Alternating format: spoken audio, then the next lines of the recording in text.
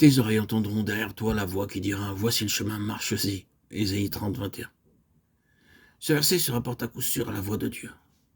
Nous devrions sans cesse demander dans nos prières d'être constamment enseignés et à entendre parfaitement et clairement cette voix, car ce n'est qu'en entendant sa voix jour après jour que toutes nos questions peuvent trouver une réponse et que tous nos problèmes peuvent être résolus.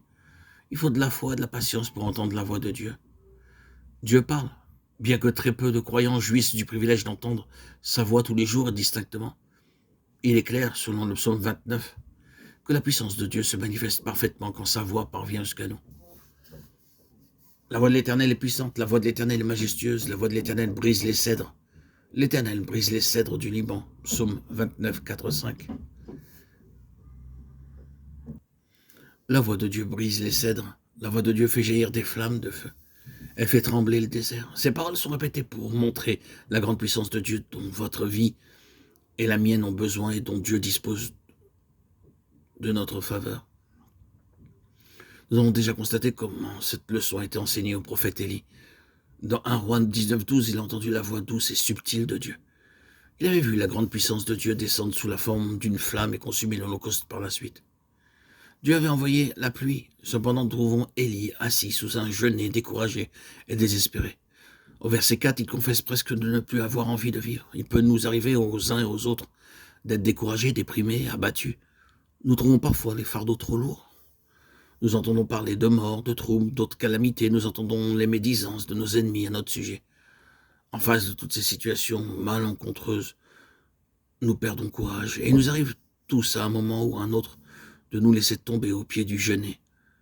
Mais le fardeau d'Élie devint plus léger lorsqu'il entendit la voix douce et subtile. Selon 1 Roi 19, 12, son désir de mourir et tous ses doutes au sujet de Dieu s'évanouirent. Un nouveau secret lui fut révélé. Dieu lui communiqua très clairement sa pensée. Après toutes ces années de ministère, il apprit combien les voix de Dieu sont différentes de celles de l'homme. Quel que soit votre fardeau, votre problème, si vous avez vraiment appris ce secret, vous sortirez de la lutte en vainqueur. Nous devons apprendre le secret d'entendre la voix de Dieu et de connaître ses voix.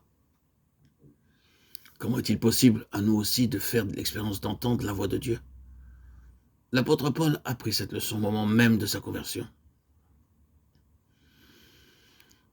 Nous voyons dans Acte 9 que le Seigneur lui-même l'a rencontré et lui a parlé. Quand Saül posa la question suivante, « Seigneur, que veux-tu que je fasse ?» Le Seigneur lui dit seulement de se rendre dans la ville. Pourtant, il aurait pu tout lui dévoiler sur le champ, s'il l'avait voulu. Il est donc apparu à Saül et lui a montré sa gloire, une gloire plus éclatante que celle du soleil à midi. Et il lui a demandé de la façon la plus claire possible, « Saül, pourquoi me persécutes-tu? Je suis Jésus. » Après lui avoir dit et montré tant de choses, pourquoi ne lui a-t-il pas donné séance tenante encore d'autres instructions?